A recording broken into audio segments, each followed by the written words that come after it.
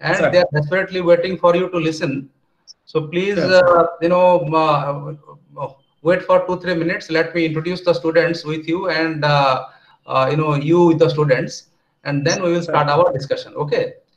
So, good morning, dear students. I'm very sorry that we are late by 20 minutes because of some difficulty with our counselor for logging in. Somehow he is now online, and he will be talking to you on many issues pertaining to your teaching science. And till such time, please wait. All of you know that we have already completed our online classes for core courses. That means from BS 1 to BS 1 to 5, and this is the first class of the content-based methodology, which we have started from today onwards. So this will continue for long 16 to 20 days, till all the content-based methodology papers are over.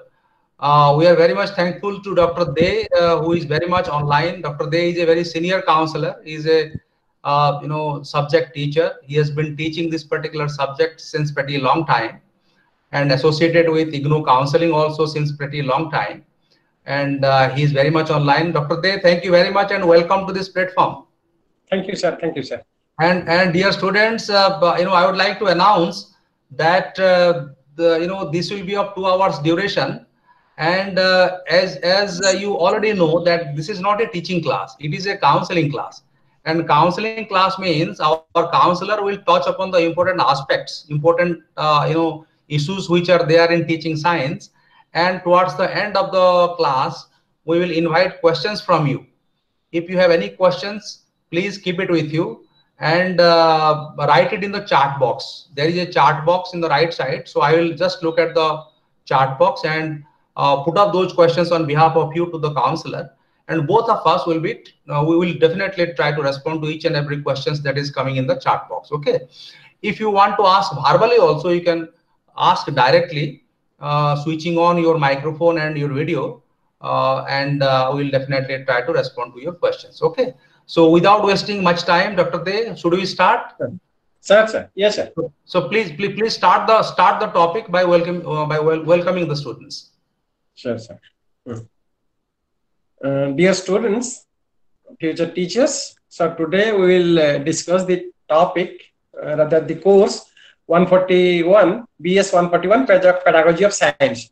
So as it is a method subject, especially we will deal with some methodology portions which covers in block 1 and 2, then specifically with the content which is reflected in block number 3 and 4. But as one booklet, one block is given to one day, so we'll try to cover it in this day.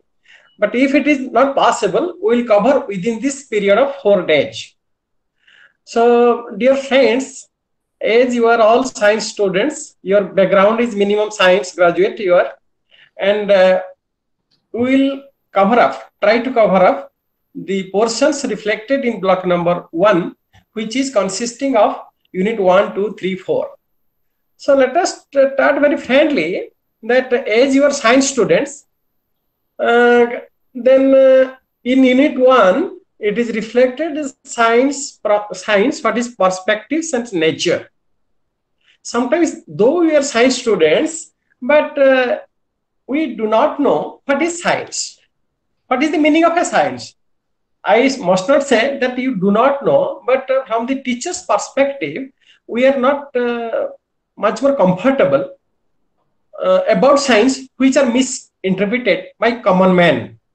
So let us start from the block 1, that what is science and from different perspectives and what is the nature of science.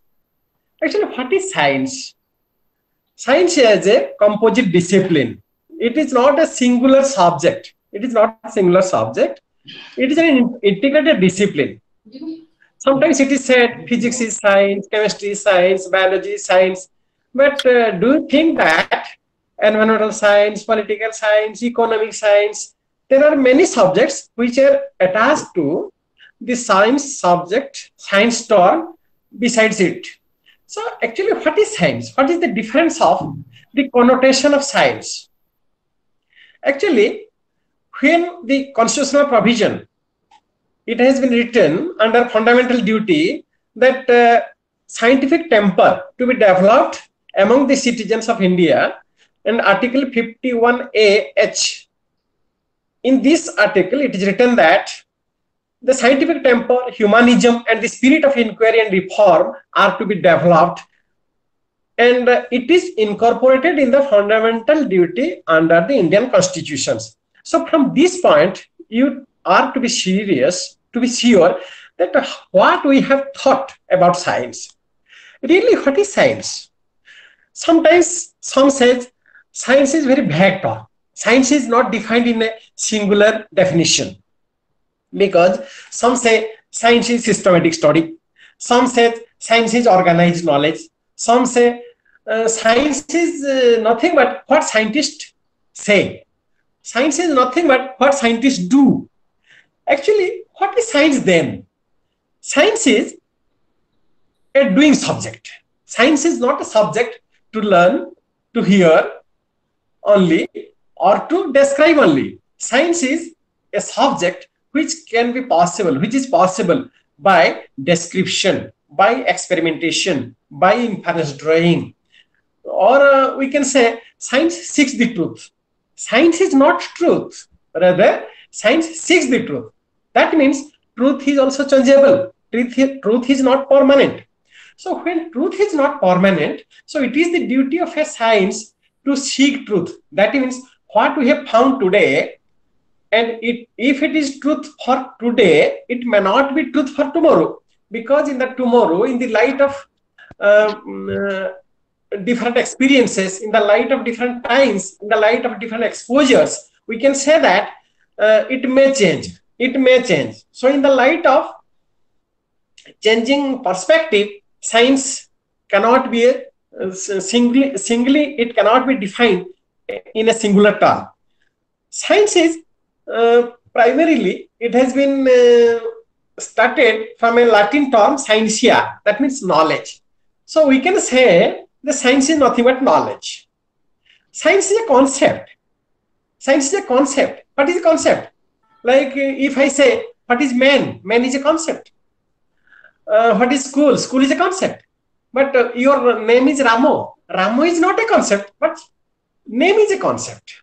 Boy is a concept. Girl is a concept. Like that, science is a concept. So we have to know what are the important definitions, important concept, important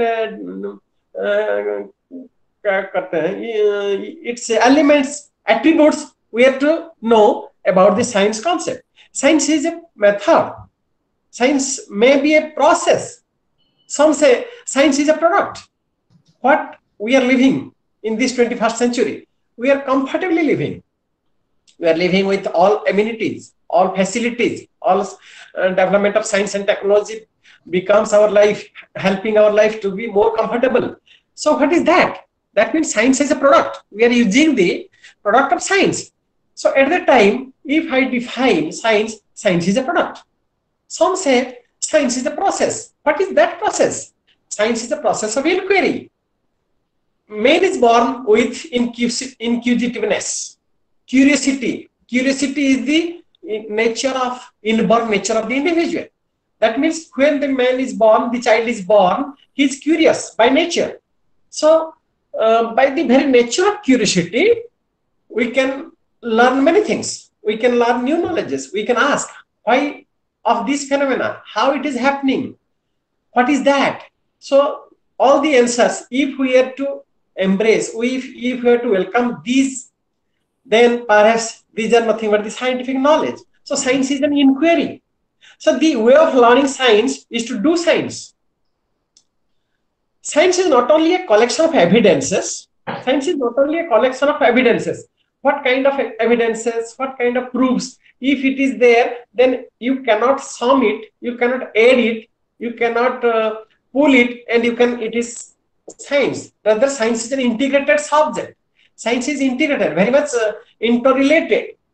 It attends to what happenings are there around us. Then science perhaps try to explain what is happening, why it is happening, how it is happening, then perhaps science could better explain these questions. So it is science when he tries to explain about the cause of happenings, about the effect of happenings, about the result of happenings. Science is actually an integral part of our daily life. Can you think that without science we can live? Perhaps not. Because when we can say that without science we cannot live, at that time you are sure that science is an integral part of life. Life and science cannot be separated. Sometimes when we define science, some say the science is what scientists do. Actually, then there is a question: what scientists do? First point: scientists are human beings. जिमिति आमे खाउछु आमे हसुछु आमे पढुछु हमर विभिन्न agony अछि ओरिज अछि आमे जयफुल mode रे भी रहउछि we enjoy at that time in this way scientists also enjoy, scientists also they have oris, scientists also have their satisfaction, they have also rivalry. So we are also the part of the human beings. So as the scientists are human beings, so we cannot separate science from humanity, science from human beings. Scientists also have feelings of joy, competitions, success, and failures. So this is about the approximate the concept of science. So what are the nature of science? What are the nature of science? So we can say the science is not a different subject. It is a subject from other planets. It is not that. Rather, what we do, how we behave, daily life-bearing experiences, these are all are coming under the fold of science. So what are the aspects of nature of science? You can see the aspects of science. If you have book, you can refer to 12 pages 12. Science knowledge is long lasting. It should be cared. It should be taken into considerations. There should be a well mind infused into that. The scientific knowledge is long lasting. Scientific knowledge is absolute. It is not abstract. It may change because it is tentative.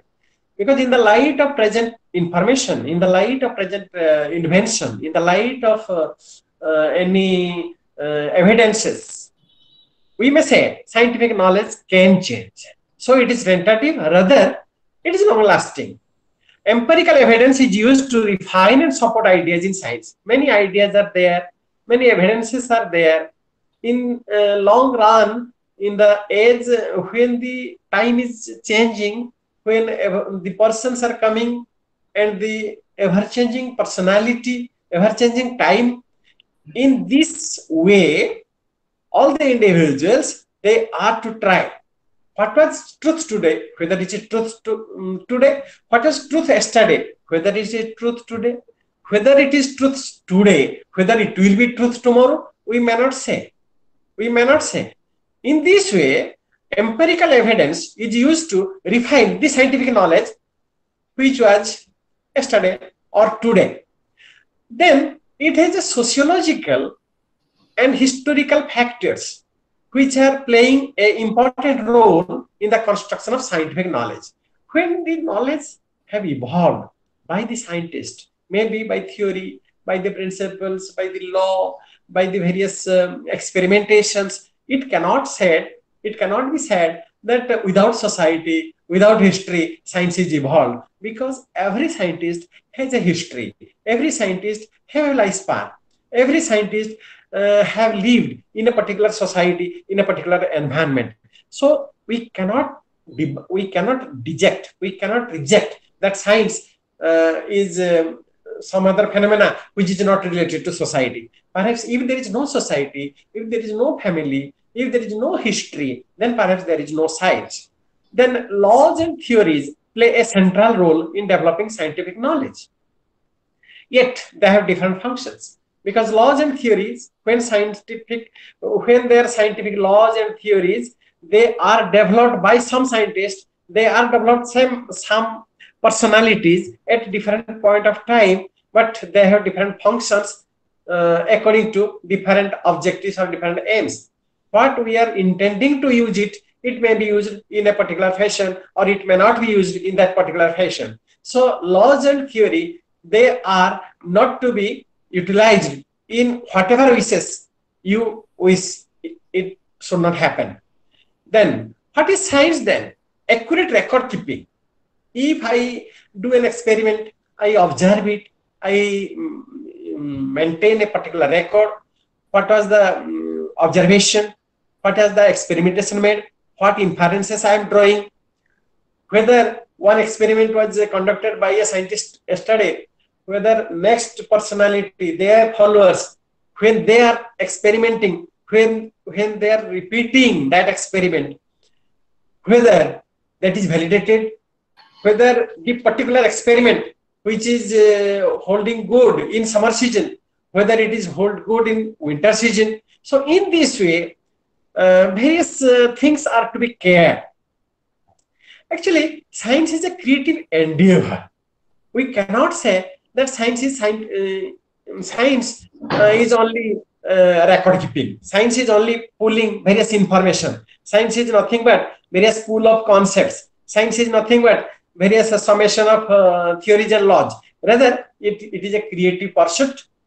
If one is able to, if one is engaged with creative thinking, critical ability, then he is using his intelligence. He differentiates, he classifies, he predicts. So perhaps these are the important verbs, these are the important doings, these are the important actions a teacher should have, so that we can enter these terms under science. Because science is a process. Science is a process. Science and sometimes it is said that science and technology are same, but actually science and technology are not same. Science and technology, they are related to each other. Science has contribution for technology, and sometimes technology has some impact on science. So they have relative influence on each other. Rather, they are not same. Maybe they are similar.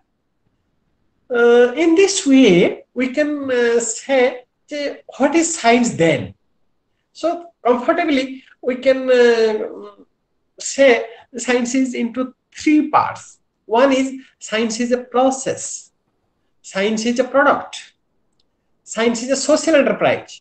So when we say science is a process, what is that process? Process of learning, process of learning.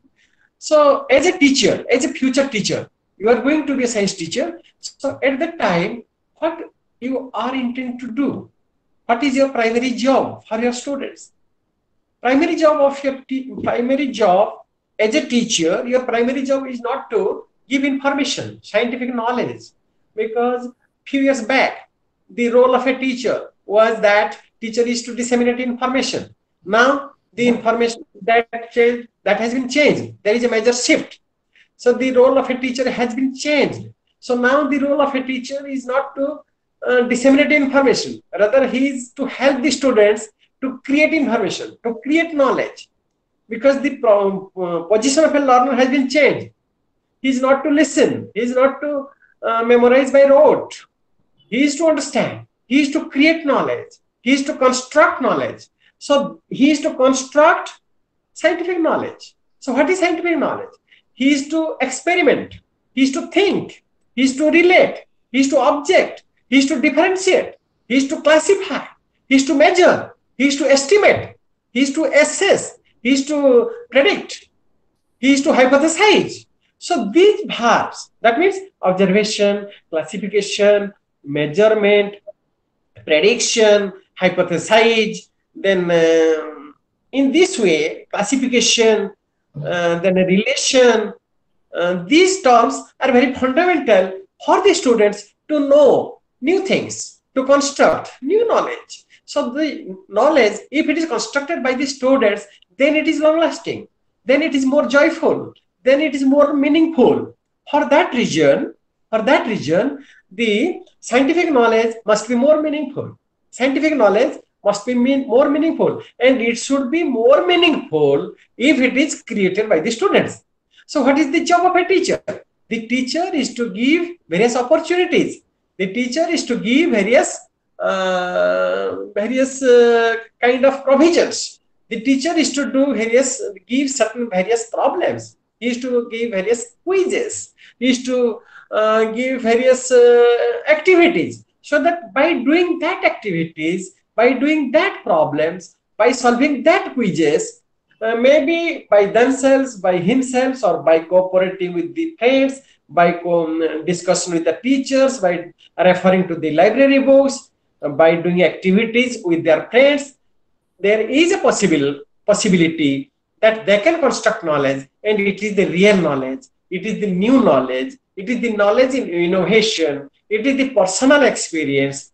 Then at that time the learning is meaningful. So science aspires for that. And as your teachers, you are to deal the students of your classroom. So the important duty, the important respect, the important aspect of your learning should be that the students should really be scientific. That means the curiosity should be generated. They should be oriented in the process of learning. Few days back, before 10 years back, before 2005 NCF comes, at that time the role of a teacher was different, and now the role of the teachers as well as of the students have changed. And for that reason, the scientific knowledge or scientific principles, scientific concepts, or the notion of a science, the notion of science education is to be changed, and we are to confront that science is this and science is not that. So now, when we are to know more about science, we are to discuss about different topics. What is observation? What is inference? Observations, if I say, what is observations? Perhaps many students can answer, what we see in our eye. But it is not all observation. We have 5 sense organs. Then when we test, when we get data, when we get information through 5 sense organs, when we experience by using 5 sense organs, all are nothing but observation. When we see a food, when we observe food, when we observe fruits, so it is by sight. But when I touch it, I observe its texture. Then when I taste it, I taste its sweetness. So by using 5 sense organs, maybe by hearing, maybe by touching, maybe by tasting, maybe by feeling, maybe by seeing. So all the sense organs, when it is used to know about a subject, know about a fruit, know about an object, it is all inclusive in the process of observation. So the first important duty of a student who is to learn science, that he should develop his observation skill. So when we are to emphasize the students that they should develop the observation skills, at that time it is guaranteed that the students are to develop their observation skills. That means they are to be more scientific. They are to be more scientific. So in order to be scientific, in order to develop the science inquiry bent of mind, in order to develop their scientific attitude, in order to develop in the method of science, so they are to develop in the process of learning science. If the process of learning science is missed, then perhaps your delivery of speech about the knowledge of science, it is bad. For that reason, the important is when the science is to be taught in the classes, it is most important that the teacher should remain in that mind that I will not teach science, rather I will help the students so that they will learn science. So what is their learning? Learning is nothing but they are to learn the process of science. They are to learn the process of science. So what is that process? We'll later on discuss about that process. Then what are the important domains in science? So what are the limitations of science? To what extent to what extension the science has made. Mainly, it has been there are mainly three domains we can discuss about science. One is, it is a body of knowledge. It is a body of knowledge. Second, it is a process of inquiry. Third, it is a way of thinking. So when we say a process of inquiry, at the time, because it is a process of learning, I have said just few seconds before that science is a process. So when I am saying, I am giving emphasis on science as a process at the time, that means process of inquiry. One is observation. Second, measuring. Third, estimation. Fourth, inference drawing, inferring. Fifth, classifying, classification. We are classifying various fruits, basing on some characteristics, basing on some attributes. We are classifying main, we are classifying various vegetables. In that way, the classification, it is a particular character, it is a particular process. Then hypothesizing, that means guessing, intelligent assumptions. Then it is experimenting. Without experimenting, you cannot say that the students should gain knowledge, which is permanent, which is more enjoyable, which is more joyful, which is more meaningful. So experimentation, it is one of the most important points. Say, for that reason, I may call science is a doing subject.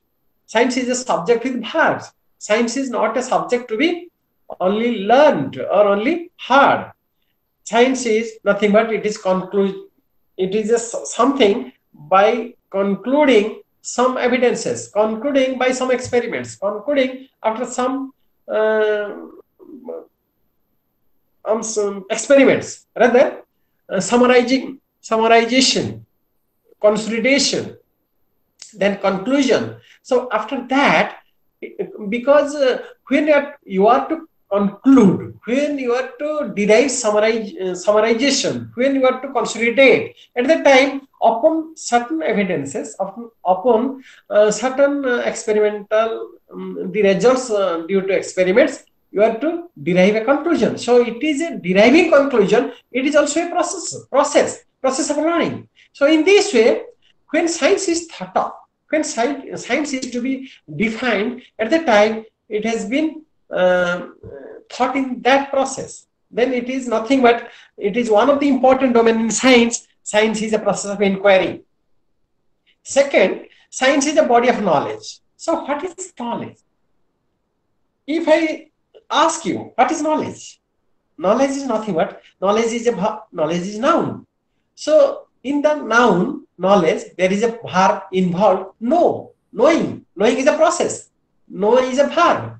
So in the process of knowing, after some time elapsed, after some time gap, there is a possibility, there may be a possibility that knowledge is available. Knowledge is available. So after the process is over, you are getting facts, you are getting definitions, you are getting principles, you are getting theory, you are getting laws. So laws, theories, concepts, definitions, facts, all these terms are coming under the science facts, science knowledge. Besides this, one is important that it is a way of thinking. Way of thinking. Science is a way of thinking. How you are thinking. How you are thinking. So under the important domain, based upon evidences, when we are thinking, we are referring a statement, we are stating something, you are being vocal, we are talking, we are discussing. At the time, there is an evidence before that. And when I am talking, sometimes it is creative, sometimes it is creative. I think so, so I am speaking. This is my generalizations, this is my experiences, this is my creation of knowledge, this is my creation of experiences. Then sometimes what I am saying, what I am inferring, what I am stating, maybe it is the result of our previous it may be the result of our previous experiences. Because what I am today, it is the resultant of the before some year of experiences, what I am. So in this way, what the science today, it is nothing but it is the resultant of many experiences of many persons, many curiosity of many scientists. It is the result of many theorem, many knowledge systems, many problem situations. All these are coming to interact, or they have an influence in the present day of scientific facts. So in this way, we are to think science as it is a way of thinking, because sometimes it is a creative. So under domain, we can comfortably categorize these three domains. One is body of knowledge, second a process of inquiry, then third is a way of thinking. Then when science is a body of knowledge, it is nothing but, again I am giving stress that scientific knowledge are not truth always, as much as time to come, rather it is tentative. Opportunity should be given to the learners to feel, experience, explore, and analyze. These four important terms. Because when we are to teach science to our students, we are not to teach only scientific knowledge. Rather, we are to help them so that they can learn science. Because the important learning is more meaningful, science learning is more meaningful, more enjoyable, more fruitful when they learn by themselves, when it is created by themselves. So how it is possible? So the opportunity should be given, the various provisions should be given, the activities should be given, the various facilities should be made around the child, maybe in the school atmosphere, maybe in the home conditions. So what is given? So they should feel for that. The students should experience. The students should explore from that. When the problem is given, when various problems are given, they should think for some time. They should analyze. When the various problematic situations, physical situations should be given to the child, the various groups should be made. The child should talk together. They should discuss among their friends. They should refer the library books. They should consult the teachers. But the teacher should not, the teacher may not, the teacher must not solve the problem by its own. Rather, he helps the tricks. He gives the tricks. He guides. He facilitates. He tries to solve the problem, but not directly, by the help of the students. So when the students are actively engaged, when the students are actively engaged in the learning atmosphere, it should be cared as a science teacher, as you are the future science teacher. After, the students should generalize by themselves and develop their own body of knowledge. So at that time, this is the real science knowledge. This is the real science knowledge. Then science as a process of inquiry, I have classified. Then science as a way of thinking, and it should be given importance. Then we can say there are three important domains: science as a process of learning, science as a body of knowledge, science as a way of thinking. Integrating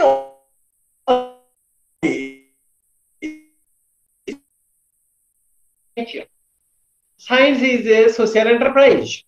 Without society, science cannot be dreamt. Without society, science cannot be thought of. Without society,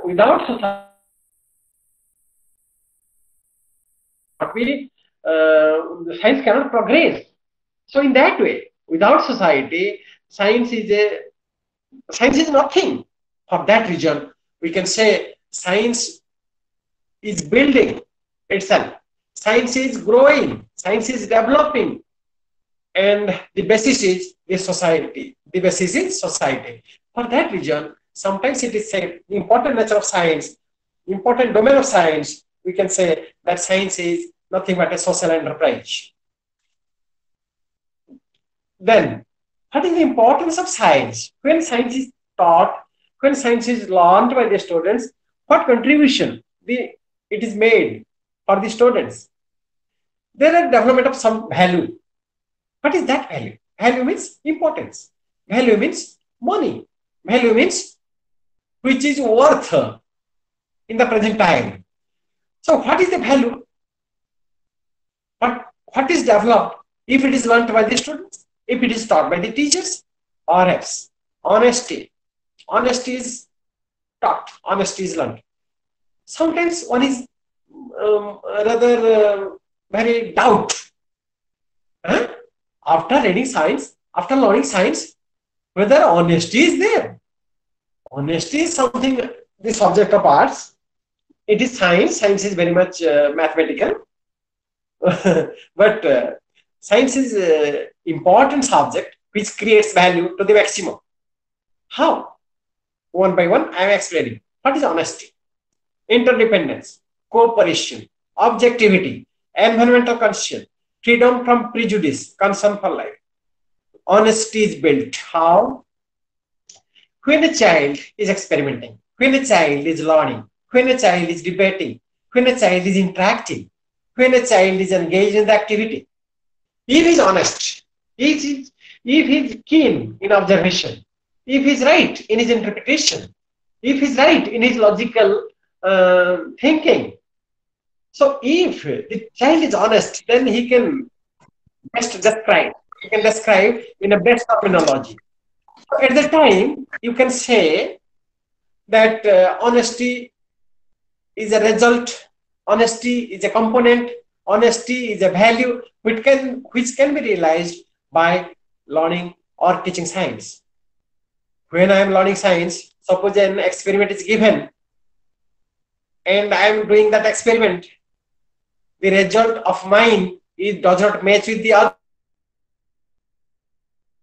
Consulted my friend. He said that my result is that. So I copied him. So when I copied him, it is not the right observation. Rather, it is an observation of that boy. So it is not honesty. So honesty means what I observe, what is the observation of my experiment, I should write that. It may be rejected by my teacher. It may be rejected by anyone, any evaluator. It may go wrong. But I am honest that what I have seen, what I have observed, I have written. So that is honesty. Interdependence. If there is no dependence between various subjects, if there is no dependence between teacher and students, if we do not depend with many personality, either at the home condition or the school condition or in the society, then perhaps science cannot be. Science is not impossible. Science cannot lead. Science cannot prosper this society. For that reason, we are dependent for each other. Cooperation is there. Without cooperation, science is not possible. So cooperation, when I am doing experiment, someone is helping me. When the teacher is experimenting, the students are helping. When you are engaged in the laboratory assistant, laboratory attendant, they help. So they help each other because cooperation is there. Without cooperation, there is no activity which may be conducted, may not be conducted by a single individual. So there is a need of cooperation of many. So it is a value. Cooperation is a value. Objectivity. What is objectivity? Science is a subject where objectivity is maximum regarded. Maximum, the important concentration, important term, which is objectivity. In science, objectivity is given importance. Objectivity, the opposition of objectivity is not objectivity, subjectivity, flexibility. So there is less flexibility in case of science. Rather, there is more objectivity, objective measurement, objective testing, objective data collection. So objective, or it is a then science cannot be thought, it cannot be brought, the science cannot be solved. Science has come. Science is born in a society. So environmental concern it has and it is an important value. Then it is freedom from prejudice. We are not to follow prejudice, rather we have to be objective, we have to be absolute, we have to be based on the experimentation, we have to be based on the inference drawing, we have to have to recognize that there should we should not be biased by the prejudice. Then it is a value for life.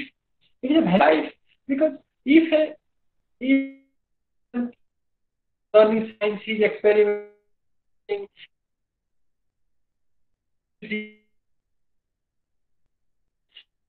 but if he is not comfortable with life, he does not respect the.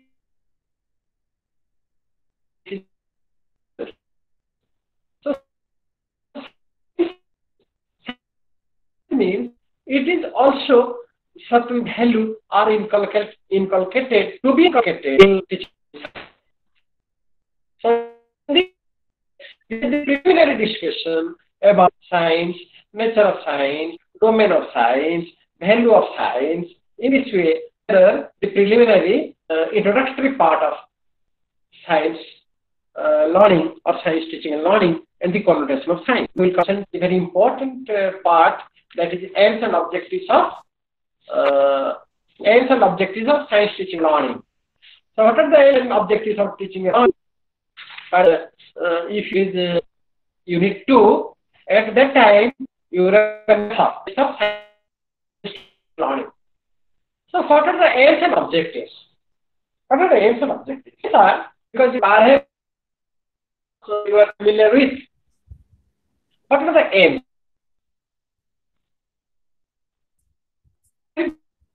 Broader. It can be realized, and for that a long-term vision may be required. To goal setting. It is related to vision, related to goals of life. Then from the goals of life, it has come to aim of life. Then from aim of life to it has come aim of education. Then from aim of education, it has come to aim of teaching science, aim of learning science, or aims and objectives of teaching learning science. So what are the aims? As you are comfortable with the name of science, with the definition of science, about the connotation of science, perhaps from you can develop the aim of teaching science, aim of learning science. So aim of learning.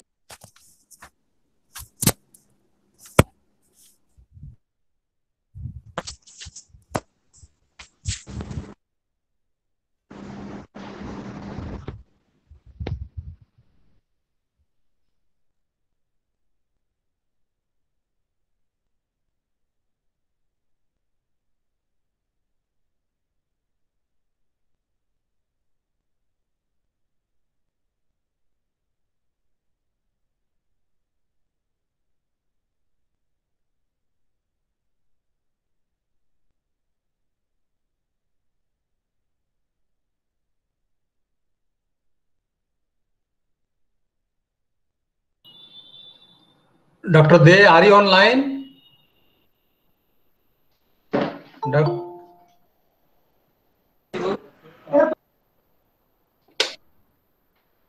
Dr. De?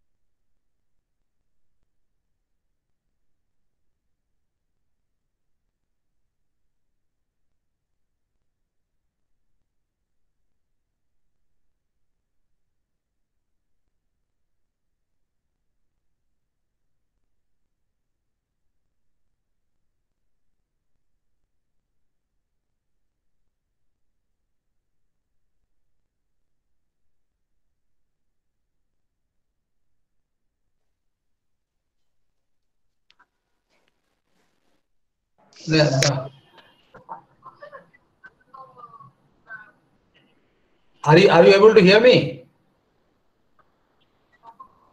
नहीं mobile नहीं नहीं नहीं आपको screen रे सुना जाउची. Are you able to hear me in the screen? So you are disconnected, so please reconnect again.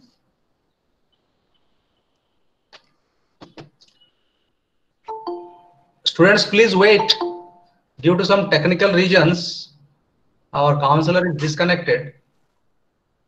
So till such time he is connected, please wait.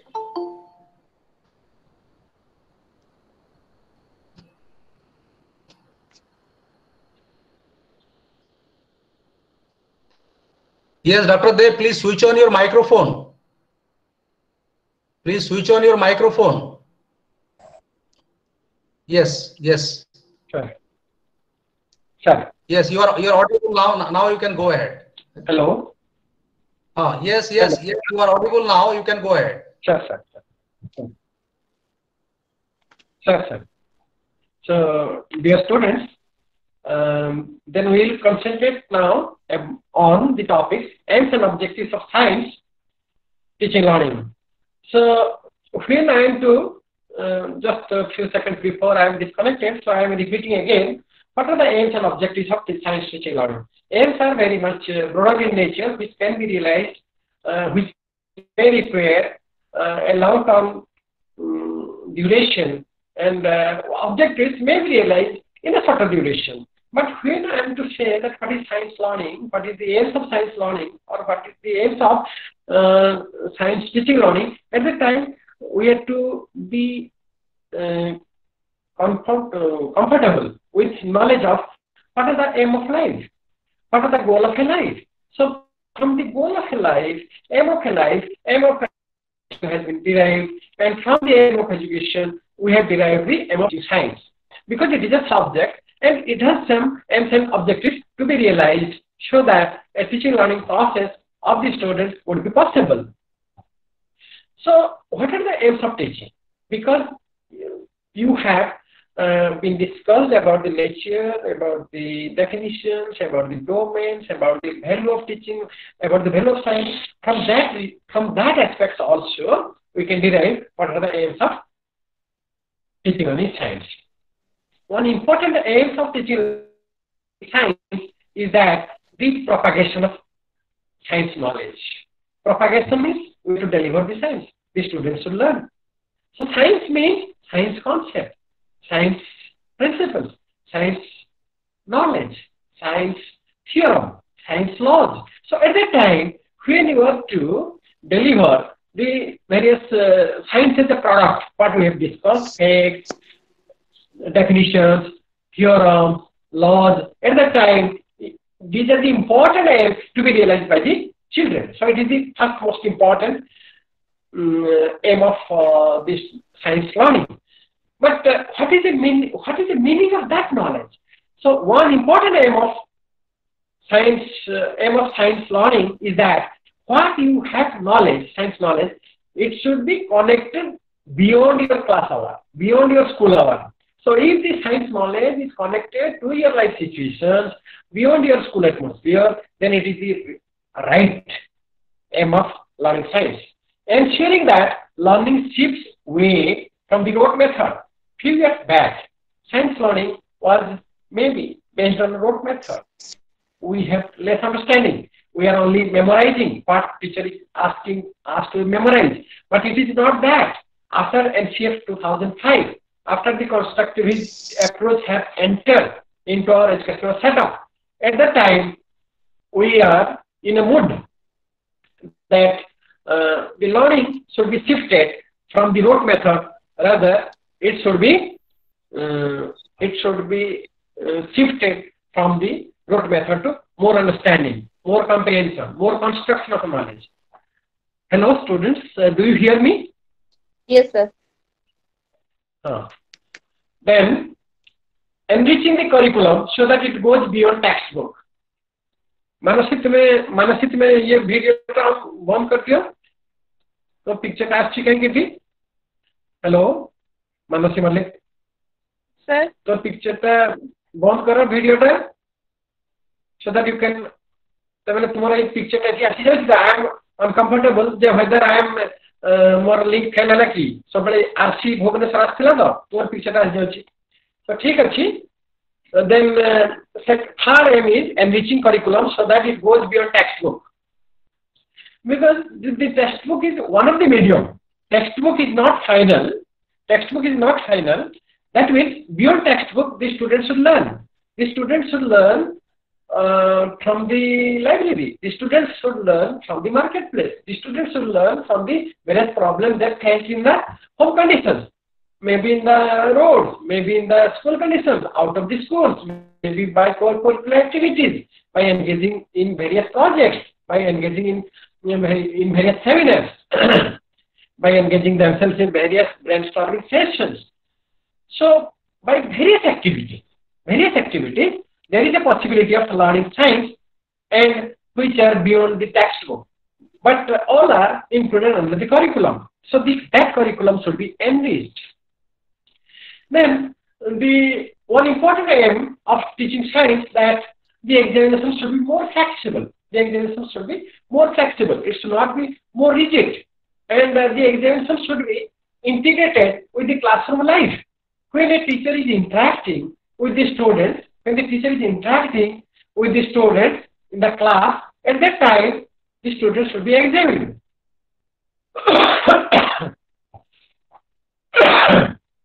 The students should be assessed.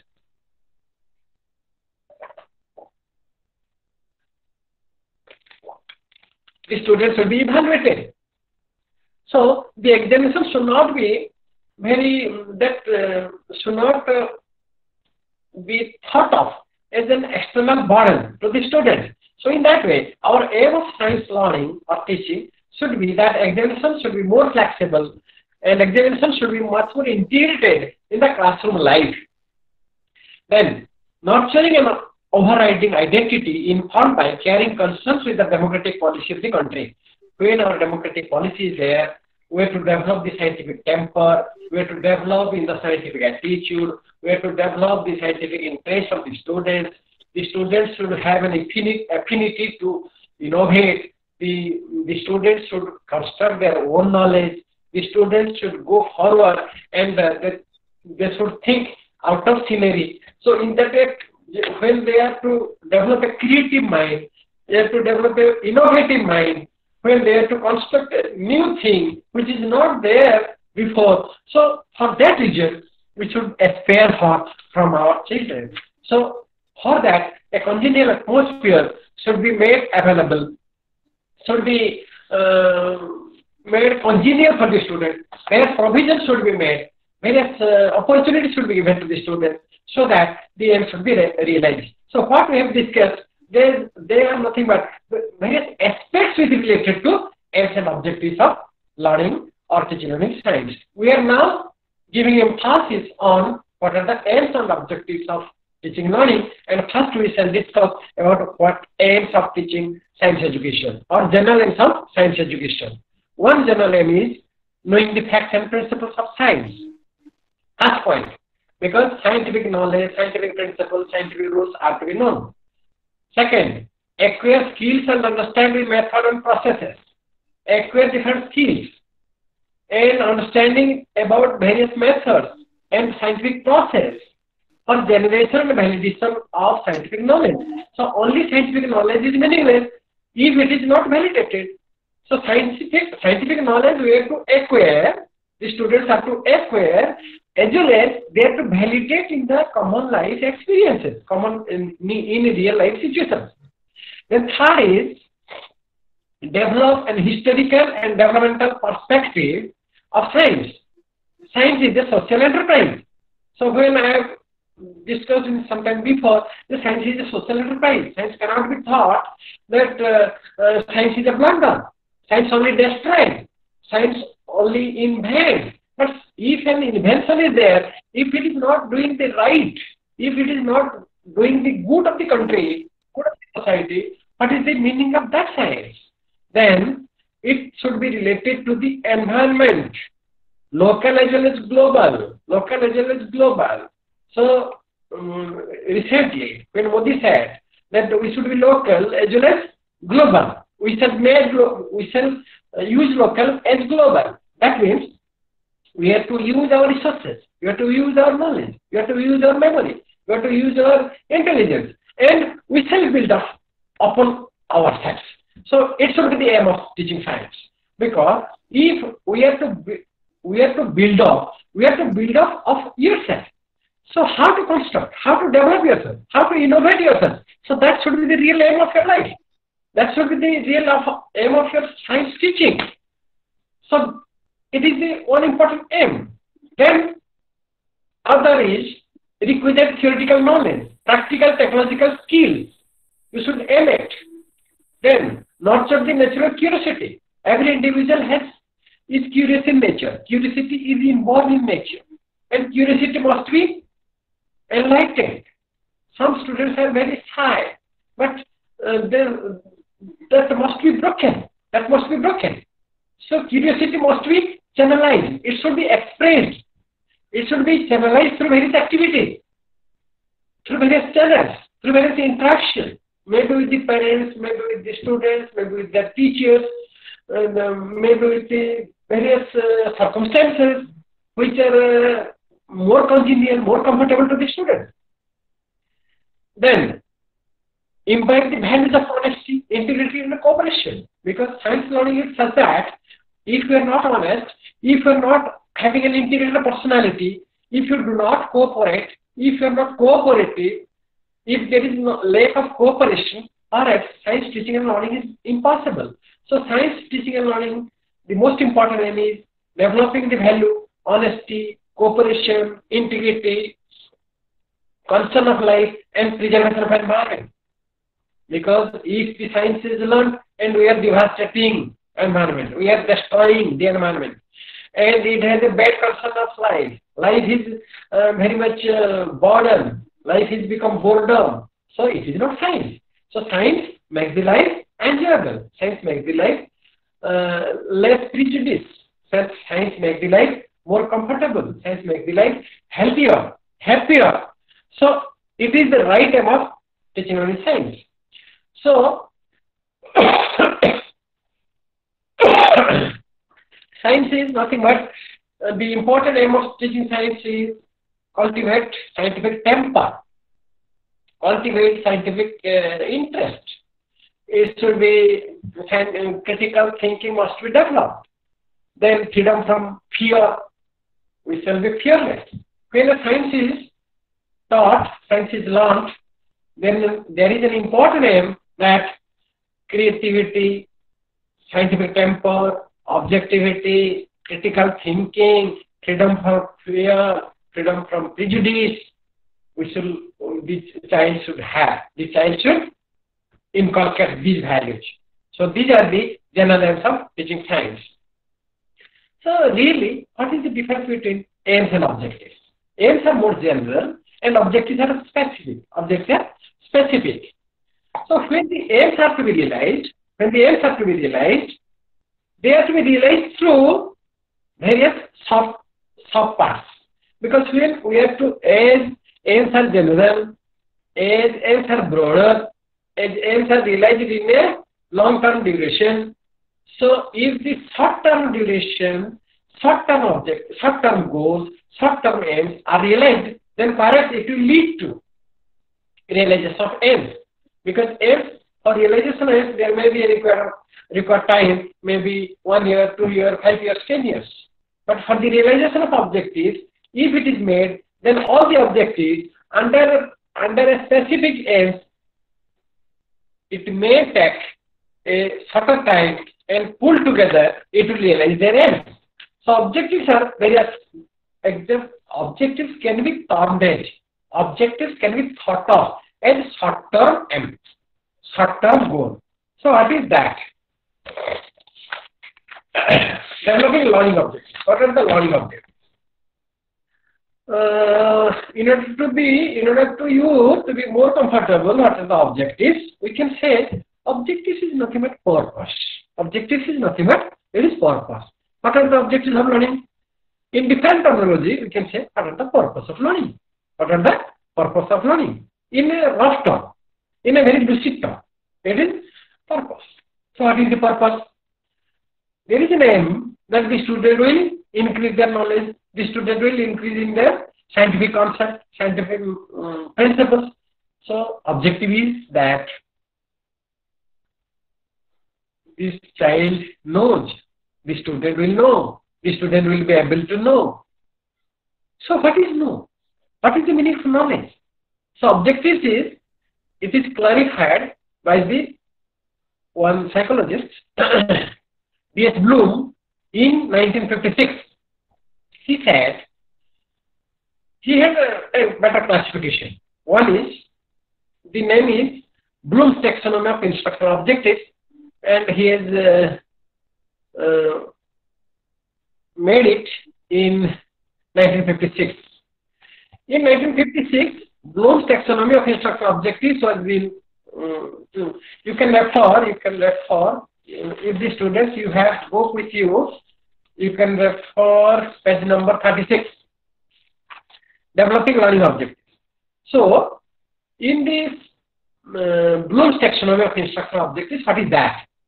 Taxonomy means classification of instructional objectives, and it is made by the Bloom. So he has classified all the instructional objectives into three parts. One is cognitive domain, second is affective domain, third is psychomotor domain. But Bloom's taxonomy has phrased one with related to cognitive domain. He has classified cognitive domain into 6 parts. And what is meant by cognitive domain? Cognitive domain is nothing but it is knowledge and intellectual abilities. Cognitive means it is knowledge and intellectual abilities. So cognition, it is a process. It is a process in the brain. There is a difference between knowledge and cognition. Cognition is an ability. Knowledge may be a product. Knowing is a process. But knowledge is not a process. So there we shall clarify difference between two terms. One is knowledge and one is cognition. But in Bloom's taxonomy, the knowledge and cognition, they are taken together. There is no difference between cognition and knowledge according to Bloom's taxonomy. Bloom's taxonomy has referred 6 classifications, and that is knowledge, comprehension, application, analysis, synthesis, and evaluation. So, in this statement,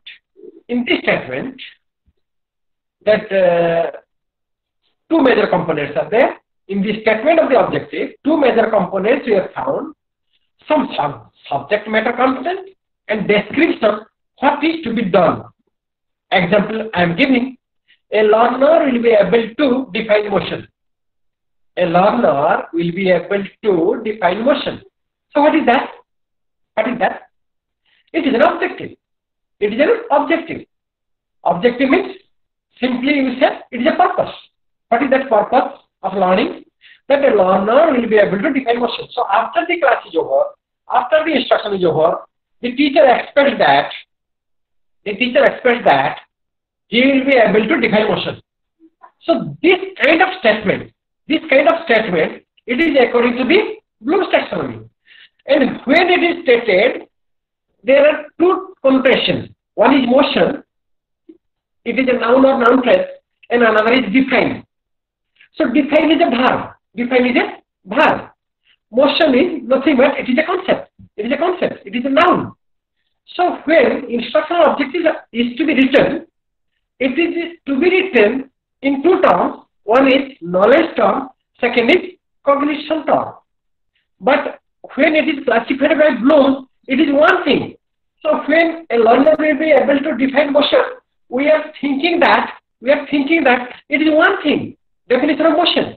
So definition of motion, it is coming under knowledge, but it is a wrong concept, because after inclusion of NCF 2005, National Curriculum Framework 2005, it has been changed. What is that change? I am speaking one by one, so it is very you should be very careful to understand this. So in original taxonomy, noun and verb aspect, we are part of knowledge dimension. Verb aspect means define, noun aspect means motion. So they 2 are the parts of the knowledge domain in Bloom, according to Bloom's taxonomy. Now, after 2005, after the inclusion of National Curriculum Framework, it is becoming two portions. One is verb, one is knowledge portion. One is knowledge, another is cognitive portion, cognition or cognitive ability. So in this way, we will discuss what is the difference between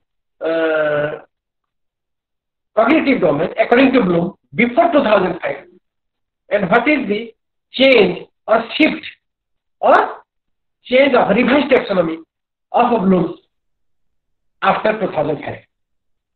We can say original Bloom's taxonomy and revised taxonomy. Original Bloom's taxonomy, I will again, I am to confirm, I am to give you, I am giving another stress that I want to concentrate. I want you to concentrate because it is very much important in your lesson planning, in your future lessons, in your concept formation.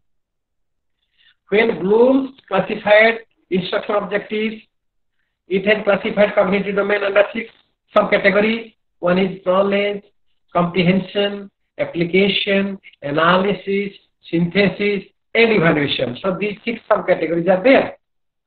And within that, we are always accustomed with statement of instruction objective.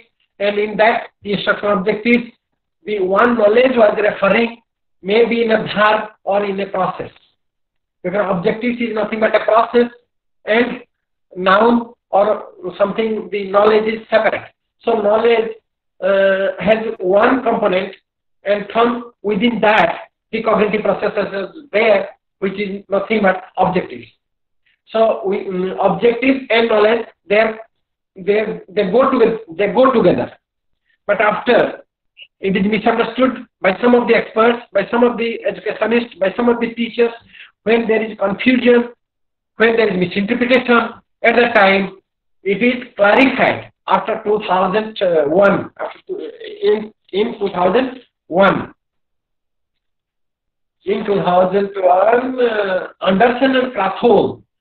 and Krathwohl, they revised the Bloom's taxonomy and they made it more clear. What is that?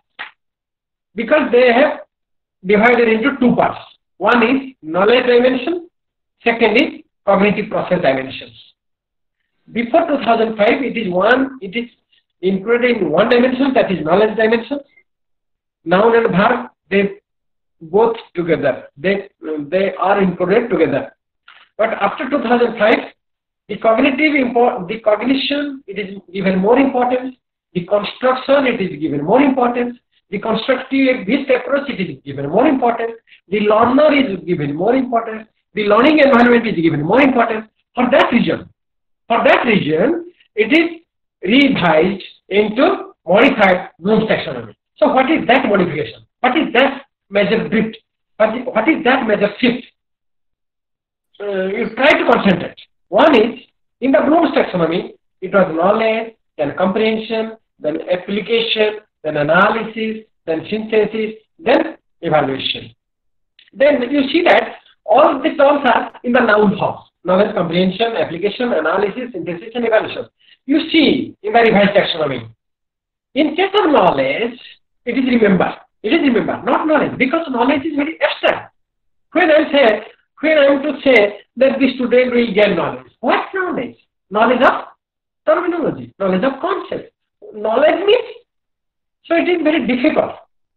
So it is very much, it is not conclusive term. It is not the understandable term. It is not comprehensive. So for that reason, it is modified to remember. So what we are interpreting knowledge, now it is changed to remember. Remember. That means we have to memorize. We have to memorize. So when knowledge was there, what we are used to do? We are only listening and memorizing. When we are memorizing and vomiting in the exam, so that means we are comfortable. We are saying that we have knowledge. So now it is changed to remember. So it is revised taxonomy, and all our terms are, it is verb form. First, remember. Then it is comprehension, it was there, it is understand.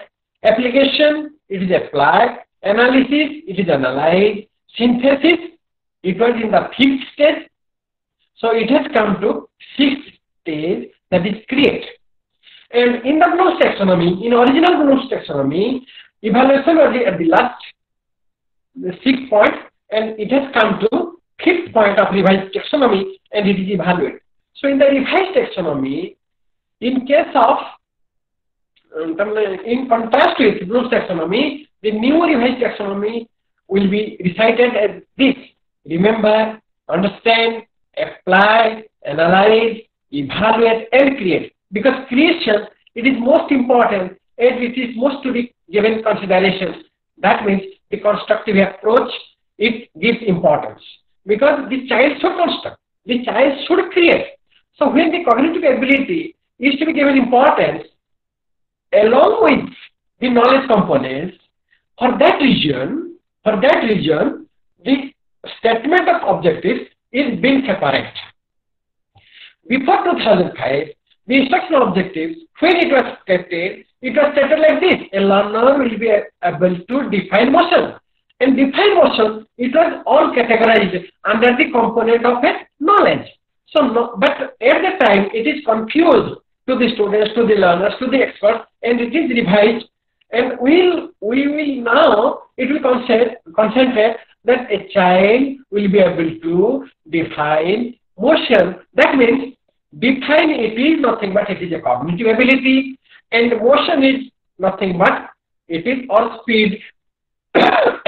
It is nothing but knowledge component. So cognitive process and knowledge dimension, knowledge component and cognitive component, they are part together. So we will specially discuss with knowledge dimensions and cognitive dimensions separately. What is knowledge dimensions?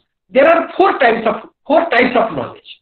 One is factual knowledge, second conceptual knowledge, third is procedural knowledge, fourth is metacognitive knowledge. So what is factual knowledge? Factual knowledge is knowledge of terminology, knowledge of specific details, knowledge of elements. What is the conceptual knowledge? Knowledge of classification, knowledge of categories, knowledge of principles, knowledge of theories. What is the procedural knowledge? Knowledge of subject-specific skills, knowledge of algorithm, knowledge of techniques, knowledge of methods, knowledge of criteria for determining when the use of appropriate procedures. What is metacognitive knowledge? Knowledge for knowledge set, strategic knowledge, self-knowledge, knowledge about cognitive tasks, including appropriate contextual and conditional knowledge. So when we have to know what to know, what is the process of knowing, how we know. So if in this way we have to ask questions, then that is nothing but metacognition. So it is different parts of the knowledge. So what is the cognitive process? Cognitive process is nothing but we will concentrate on subcategory of 6 categories. One is remember, second is understand, third is apply, fourth is analyze, and last is create. So when we shall say that remember, so recognizing, recalling. So what is remember? Remembrance means whether you have power of recalling, whether you have power of recognizing. So important verbs are there. If you recall, if you recognize, these are nothing but the symbolization of remembering. When you are understanding, what is understanding? Understanding is a term, but what are the subcategories? What are the verbs? If the student is interpreting, if the student gives examples, if the student can classify, if the student can summarize, if the student can inform, if the student can compare, if the student can explain. So these terms are nothing but the terms relating to understand. So what are the subcategories under apply? Apply means executing, implementing. What is the process? Subcategories under the analyze. Under the analyze, you can say it is nothing but differentiating, organizing, then attributing. So when we have to say evaluate, that means checking, critics, making critics. Then what is create? Create means generating, create means planning, create means producing. So these are the actual verbs. So cognitive ability, when as a teacher, you want to realize that kind of a process, cognitive process. Cognitive process means the process in the brain, the process in the knowledge component, the process in the cognition. So if a child recalls, if a child recognizes, that means you can say the child is remembering. If the child gives example, if the child compares, if the child classifies, then you can say that, yes, the child understands. If the child is implementing, if the child is executing, if the child is using, then you can refer, yes, he is applying. Because all these 6 categories, cognitive processes, में ये आता है that remember, understand, apply, analyze, evaluate, and create. So in this way, we have to give emphasis on modified Bloom's taxonomy, which are categorized under 6 domains, 6 cognitive revised domains, in the form of remember, understand, apply, analyze, evaluate, and create. But most important that creating what to write instructional objectives, it is to be stated, it should be stated and focused in 2-dimensional chart. In 2-dimensional chart means when an instructional objectives are to be stated, it has 2 formats. It has 2 directions. One is in one direction cognitive process, in another dimension knowledge dimension. In knowledge dimensions towards it may be horizontal, it may be longitudinal, and in the horizontal it may be cognitive processes. In the knowledge dimensions, there are 4 types of knowledge dimensions: factual knowledge, conceptual knowledge, procedural knowledge, and metacognitive knowledge. In the cognitive process dimensions, one is remembering, second understand, third apply, then analysis, then evaluate, then create. So I am giving examples. Suppose one statement, one objective is stated like this: learners will be able to define the term speed. Learners will be able to define the term speed. So what is that? In which box we have to write? Before 2005. Before 2005, it was included under singular terminology knowledge dimensions. But now it has been incorporated in 2 types. One is cognitive process dimensions and second is knowledge dimensions. So it should be made in a block, in a table. So in this way, what is that? Learners will be able to define term speed. That means define, it is a verb and it is a cognitive process and it is coming under understanding. It is coming under understanding. When a child can define, it is coming under understanding. Sometimes it is confused or misunderstand that sir, whether define is not coming under knowledge, whether define is not coming under remembering. Yes, suppose a definition has been given by teacher in yesterday class, and today the teacher will ask you, Ram, can you remember what definition I have said yesterday? If Ram can explain and can detect, can state the exact definition of the particular term, what is explained by teachers yesterday, it is nothing but it is knowledge, it is remembering. Because actually it is recalled by the student, it is recognized. So the process, if it is recall, if it is recognition, then it is remembering. But suppose it is the definition is not given, only the examples were given, only the experiences were given, only the task was given, and after some time, if a teacher asks, what is the definition of that particular topic, what is the definition of that particular term, and if a student by himself, he can create a definition, if he gives a definition, perhaps it is due to his understanding. So definition is coming under understanding. So definitions, we cannot outrightly say it is under domain, it is under subcategory understanding or it is under remembering. So it depends upon the context, whether it is taught previously or it is to be thought of by the student for the first time. So if it is for the first time by the student, by constructor by himself, by understanding him by himself, so it is under it will be kept under understanding. If it is recalling, if it is by recognizing, it will come under remembering. In this way, we have to plot various statements of instructional objectives under a tabular form, in one dimension, it is knowledge dimension, in other dimensions, it is cognitive process dimension, and as a science teacher. Hello. Sir, as your voice is not clear, sir, we couldn't understand what you are saying right now. Voice is not clear.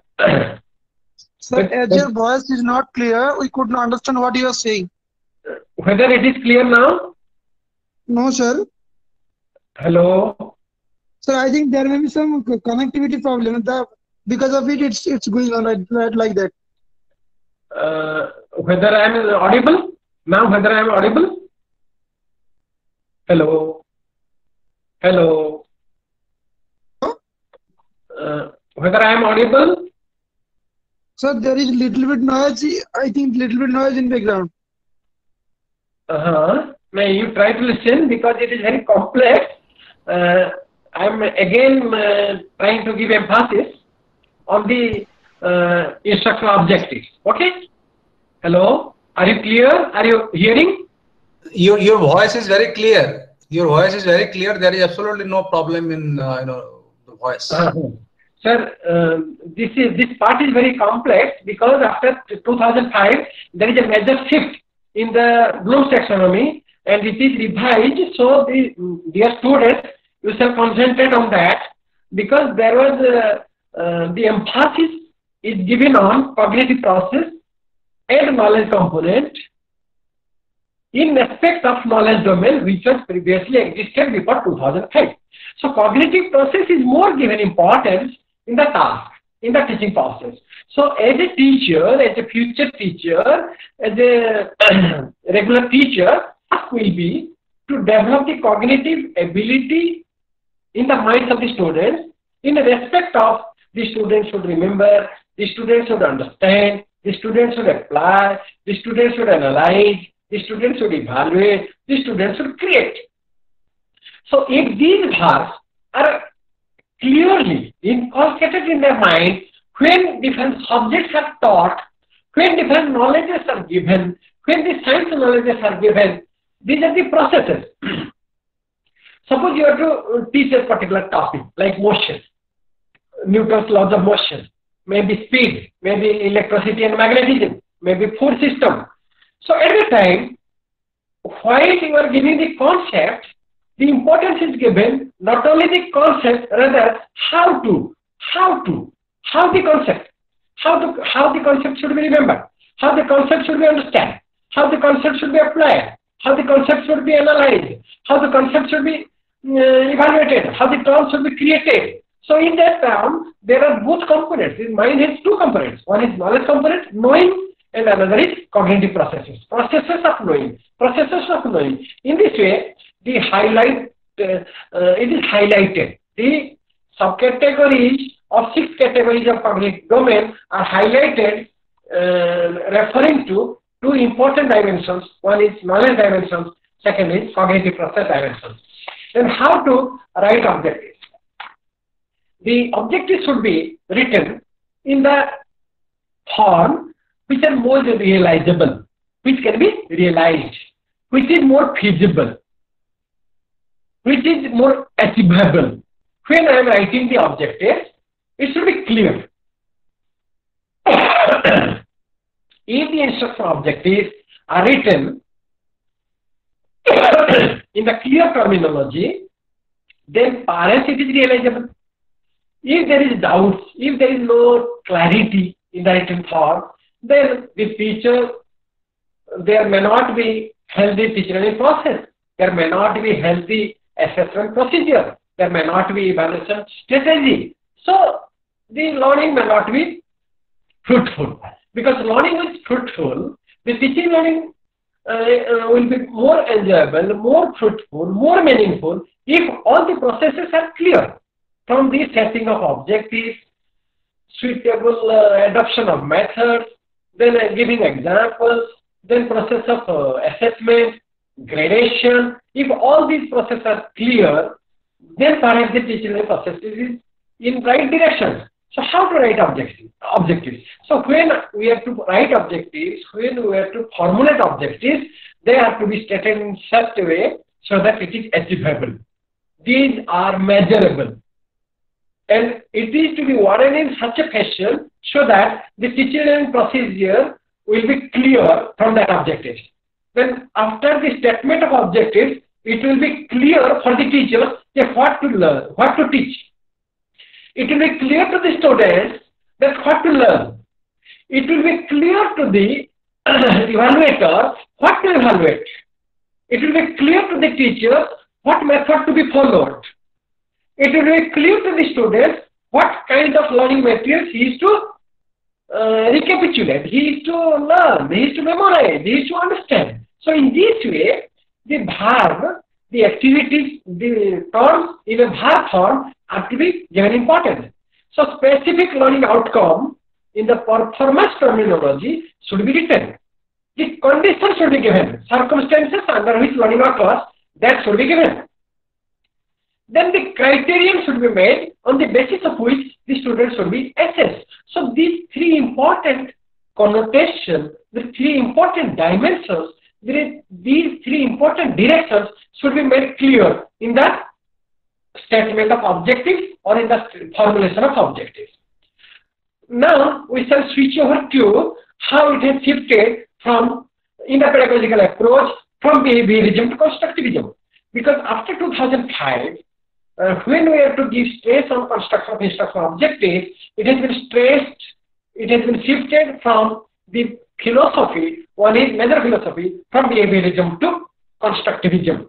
So constructivism, we may say that it is 21st century knowledge. So in the case of behaviorism, we are giving importance on transmission of knowledge.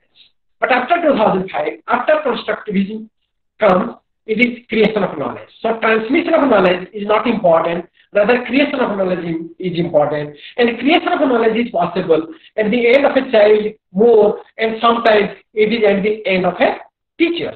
Because teacher is not a transmitter of knowledge, he is only a mediator. He is only a facilitator. He is only a guide. He is only a well-wisher. Before that, in case of behaviorism, passive learner was there. Learner was learning passively, passive learning. Now it is active learning because by engagement, this learner learns. So the learning atmosphere becomes active. Before that, top-down approach was there. What teacher was wanting to say, we are usually hear to them. But now, the teacher is not higher authority. He is one of the students. He is one of the members of the learning group. He is one of the members of the teacher learning group. He has become one of the important part and parcel of the group, learning faculty. For that reason, it is bottom-up approach. The teacher is to learn from the students also. So there is a cooperation. So before some years, in the behavioristic approach, it was instruction center, teacher center. Now it is learning center, learner center. Teaching should be organized for construction of knowledge. So now teaching is not to be disseminated. Teaching is not to be diverted. Teaching is not to be dictated. Rather, the learning is to be received. The learning is to be known. The learning is to be understood. The learning is to be created. The learning is to be applied in the real life situations in his own style. In this way, teaching should be organized for the construction of learning, not dissemination of learning. Then, after the constructivist approach comes, you can refer to page 44, then there is some effect on teaching learning.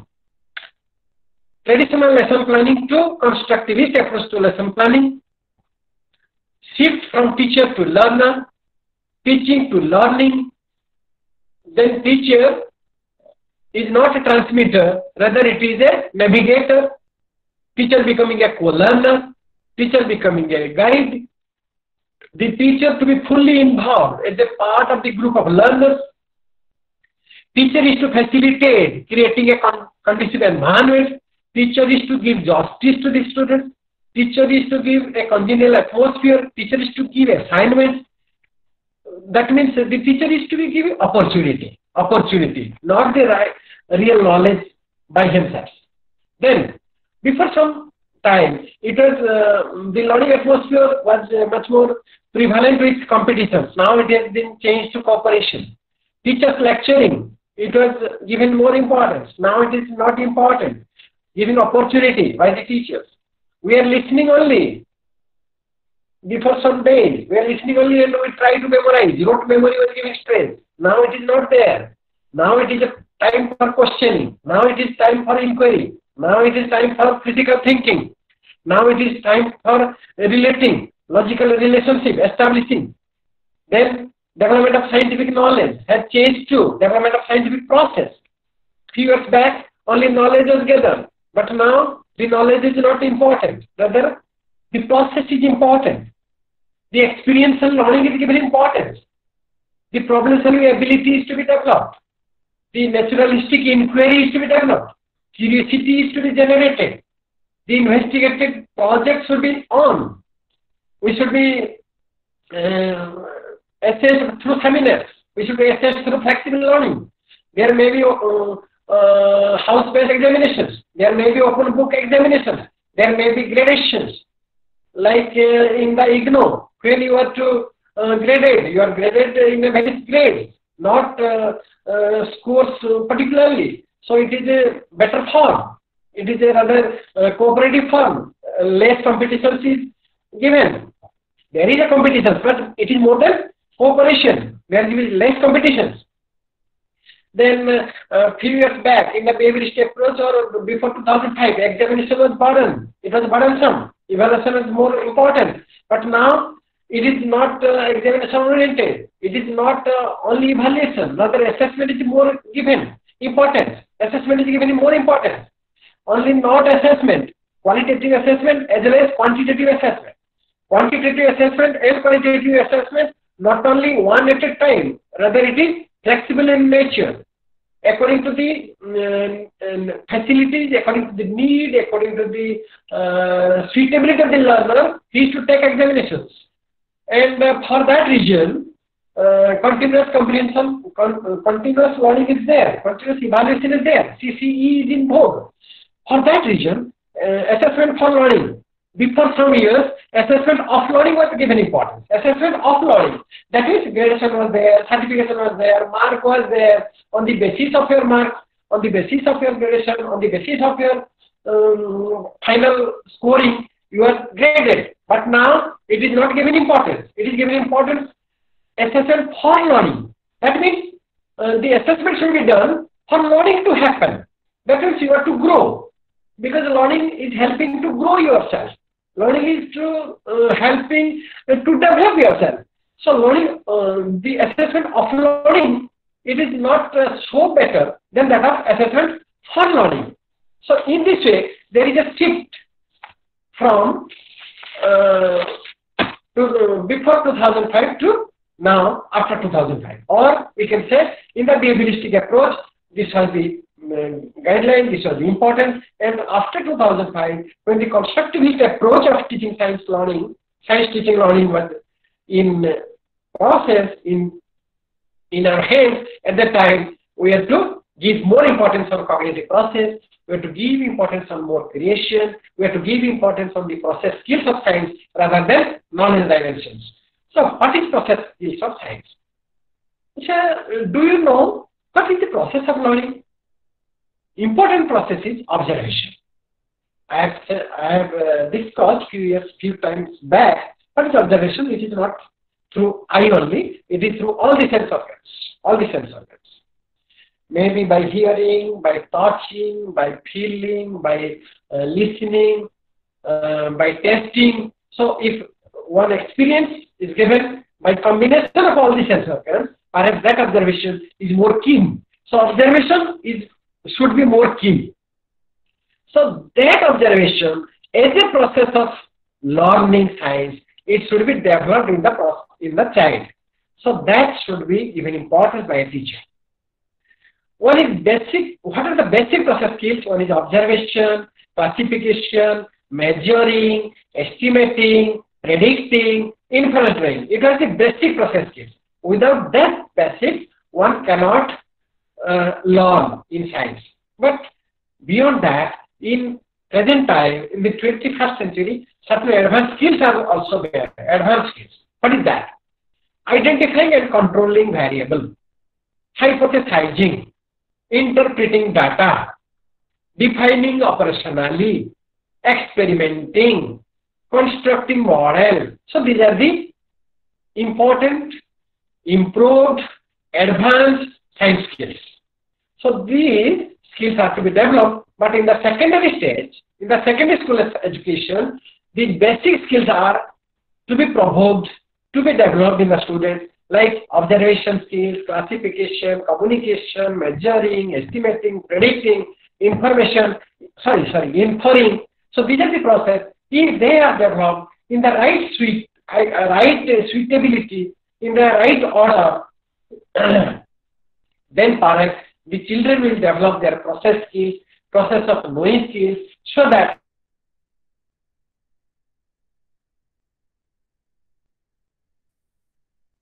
we shall switch over to developing scientific attitude and scientific temper. Scientific attitude and scientific temper. When we have to develop scientific attitude and scientific temper, it is coming under affective domain. Because only cognitive domain, only knowledge dimensions, it is not only sufficient for develop a full personality.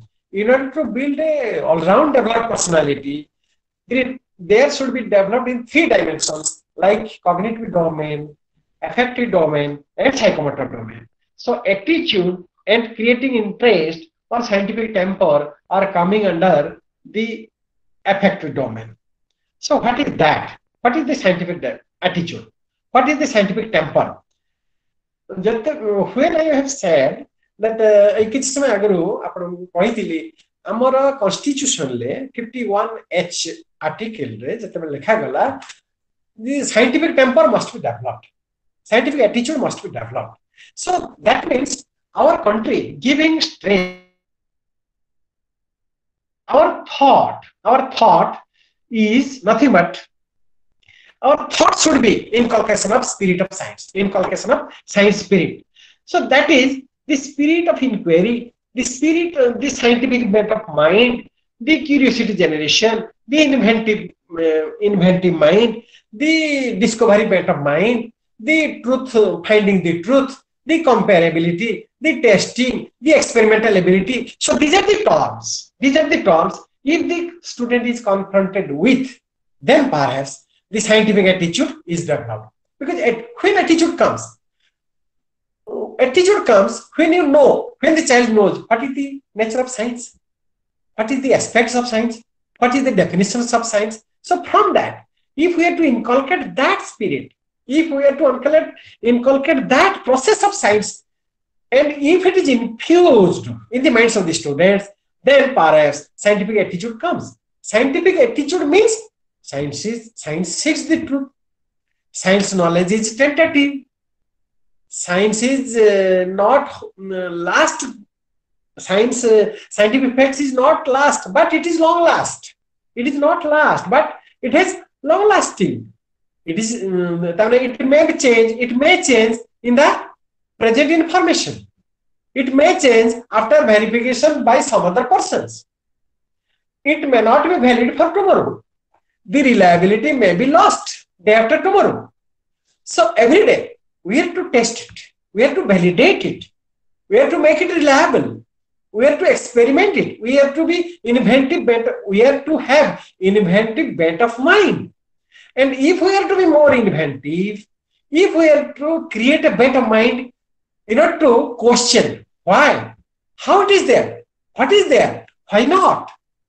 If it was not in that condition, if we If in that way, if we ask questions to that truth, that formula, that theorem, that concept, that principles, perhaps that time there is a quizzical question, there is a questioner mind. If it is generated in the students, if we cannot make sure that what teacher says, it is all right.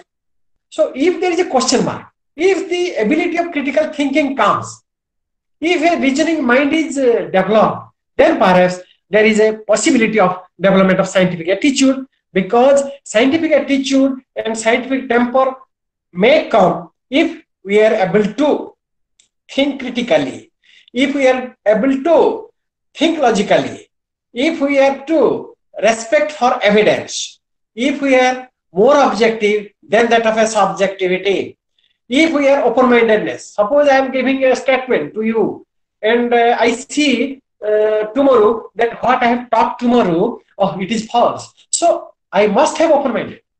Yes, friends, what I have said yesterday, it is a little bit falsity in that statement. That should be changed, and this is the right statement. If this statement I can say it is nothing but it is an open-mindedness. So the scientist, the science should always be open-mindedness, because it is not exact, cannot be. It has the last attainment and there is no change. This situation will not come. For that reason, always it should embrace any change. Scientific facts also, it will welcome the validation by some other persons, by some other experimenter, by some other experiments, by some other time, at different places. Then only the scientific attitude or scientific temper, scientific better mind is created. Then honesty in reporting observations. When I am experimenting, there should be a report and it should be honestly presented. The description should be honestly managed. What I have seen, I have reflected. Not that it is to be reflected, so I have reflected.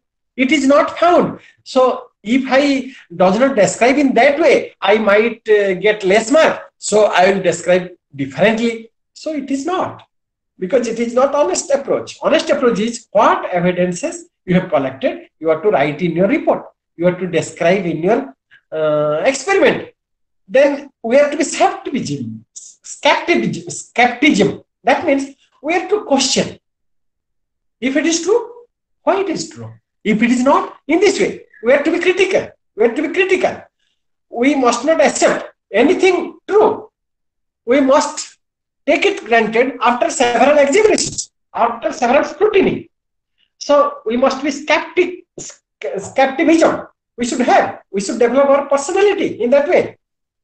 Then another thing comes, perseverance. Scientific attitude or scientific temper or scientific talent, we should have perseverance. We should be effortlessly, we shall be very much painstaking. We shall be hardworking. We shall give maximum effort. We shall not be lazy.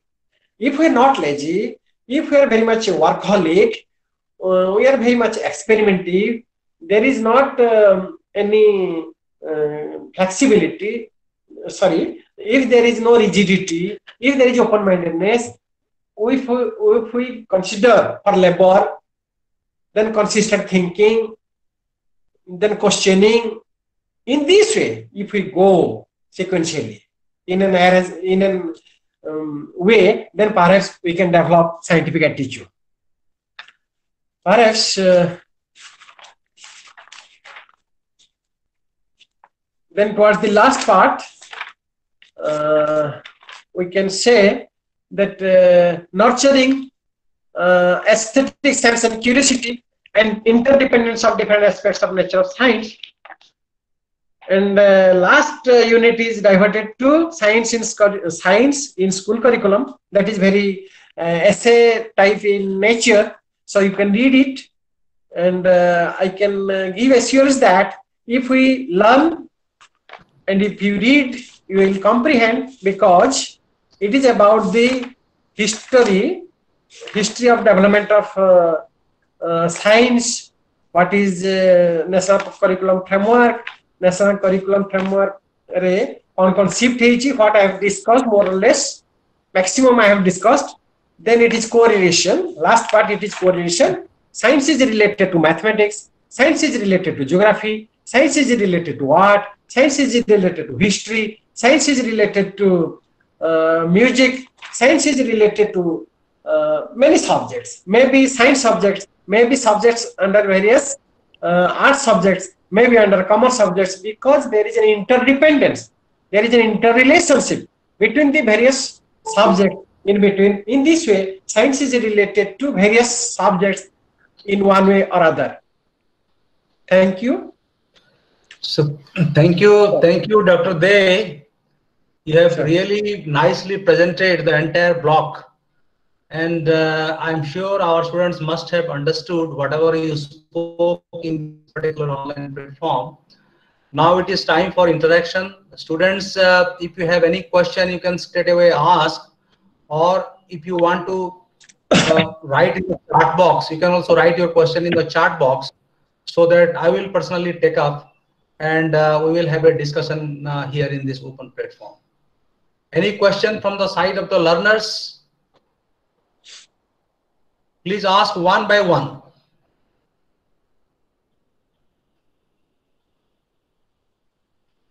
You see, Dr. Dey has rightly said that last portion deals with the national curriculum framework, and you can download the entire NCF 2005 from IGNOU, from website, not IGNOU's website, from website. You just go to Google and write National Curriculum Framework 2005, and you will get the whole document. So as a teacher, you are supposed to know what are the different aspects which are presented there in NCF 2005. So please do that. And if you have any question, you can come on. Let me see the chat box if there is any question. Subhalakshmi Acharya is asking, please say what is the difference between teaching class and counseling class? So Subhalakshmi, let me answer this particular question. You see, normally the concept of teaching has become redundant at the moment. Today, whatever Dr. Dey is doing, he is simply facilitating. He is not teaching line by line. He is not teaching word by word or sentence by sentence. He is simply presenting on important issues which are related to your subject at the moment, isn't it?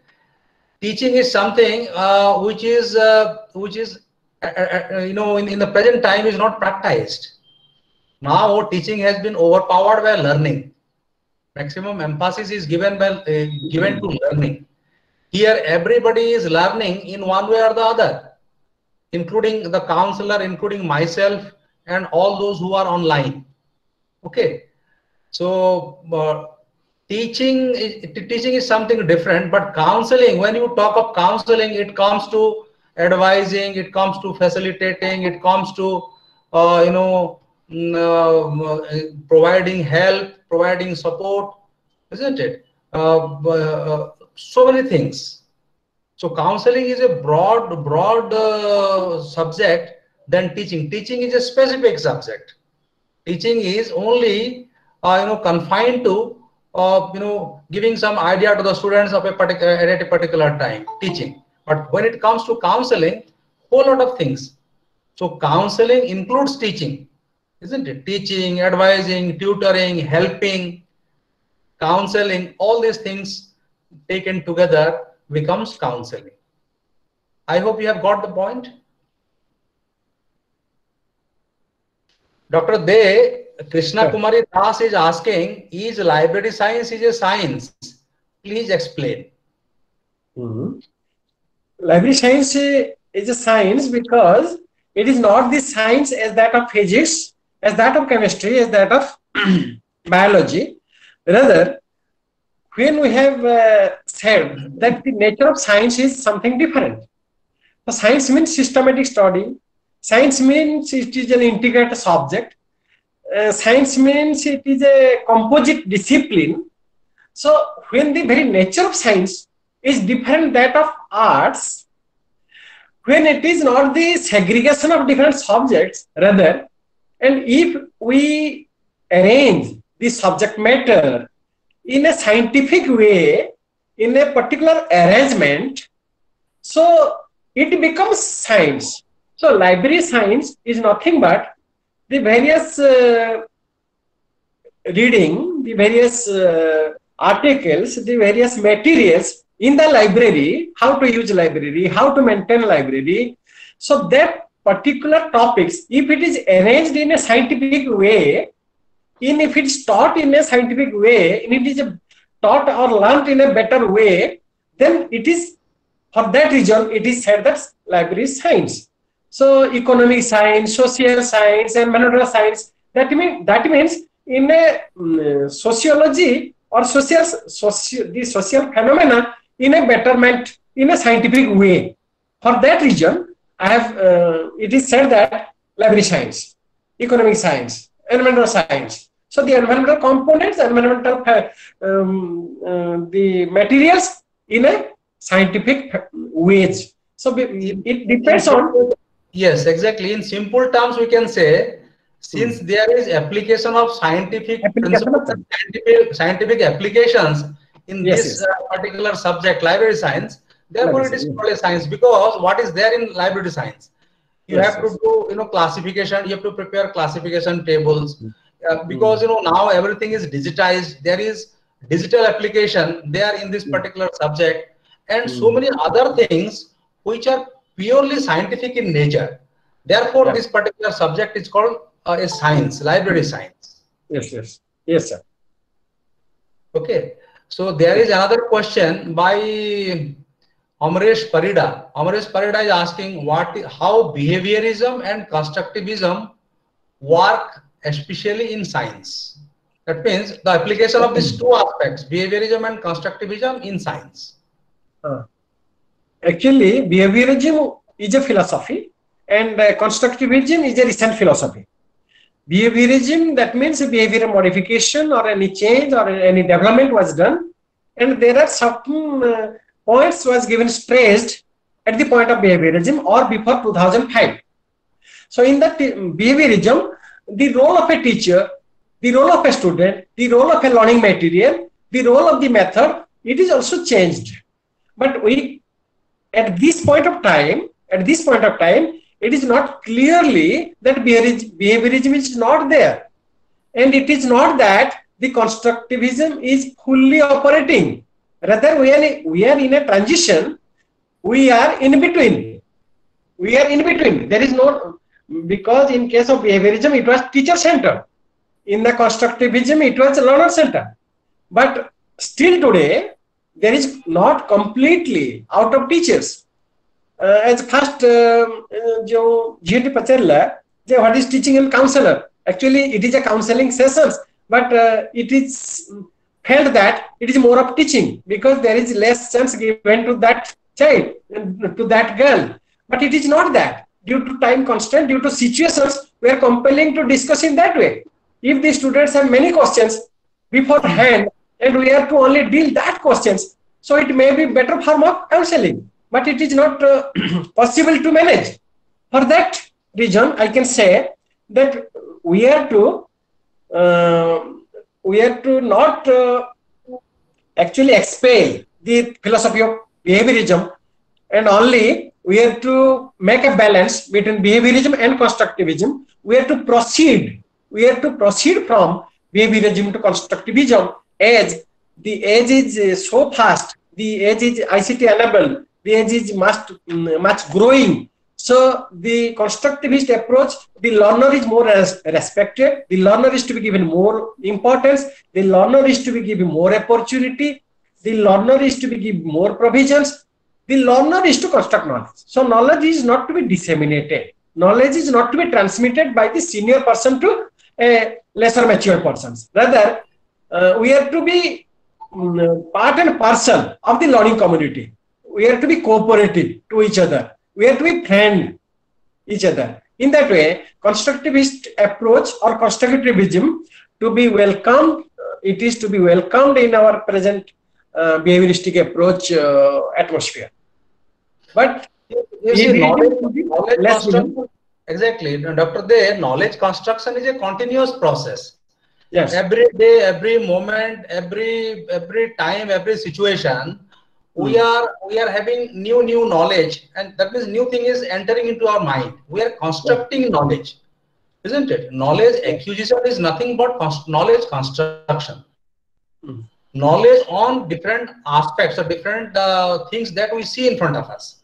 When you look at the sky, blue sky, that means you are constructing a different kind of knowledge on the sky. When you are looking at a tree, isn't it? When you are looking at a tree, you are simply not looking at a tree, you are looking at a tree from various angles. We are forming different opinion about the tree. That is nothing but knowledge construction. So knowledge construction is a continuous process. And as it starts from birth till you go to graveyard. Okay, it is a continuous process, and we are going on acquiring knowledge not only formally but also in different manners, different ways. Okay, so it is a regular process. And then another question is very beautiful question. Somebody has asked, Himanshu Sekhar Praharaj, what is scientific temper? Scientific temper, that means nothing but it is the mind should be changed. Scientific temper. I mean, temperia. I mean, the feeling that we shall test anything from the scientific point of view. Then we should not be biased. We should test it from actual angles. It should be truthful. It should be verifiable. It should be validated. It should be reliable. So as it is, it should not be taken into considerations. So that is scientific temper. Suppose sir has told us something, I must not taken into considerations. It is fact because sir has said. So I must question it. I must examine critically. So when I am critical, when I put a logic whether if it is true. So this is nothing but scientific temper. Temper means feeling.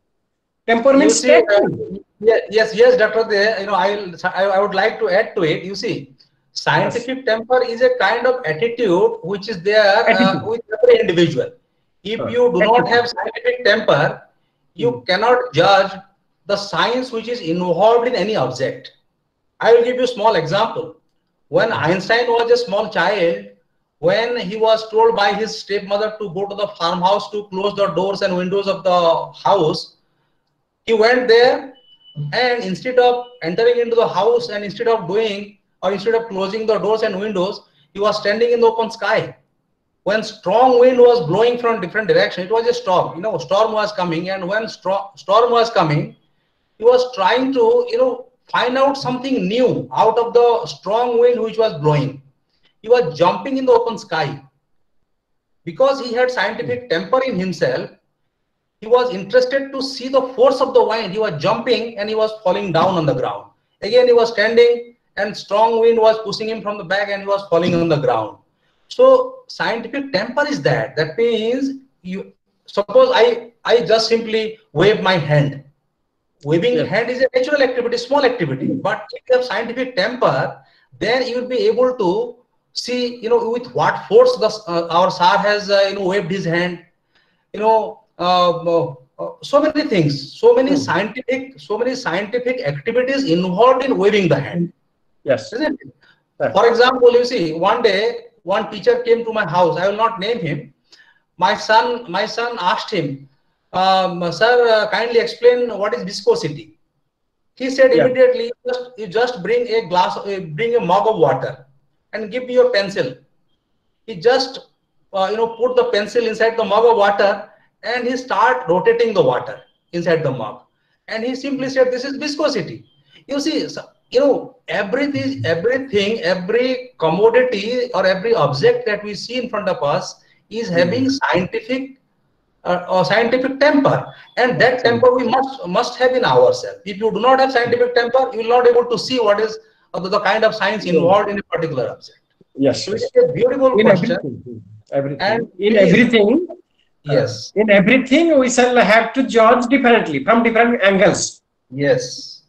Which is not ordinary. Science is involved in that particular object. If I look at a particular object, if you have scientific temper, you will be able to find out the science. For example, a piece of chalk. Yes. A piece of chalk might look very simple in front of everybody. Common man.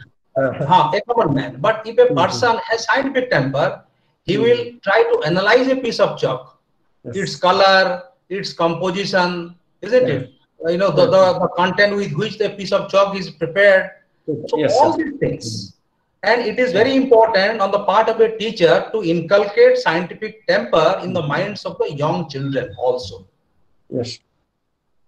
So thank you. Thank you, Himanshu Shekhar Praharas, for asking such a beautiful question. And there is another question.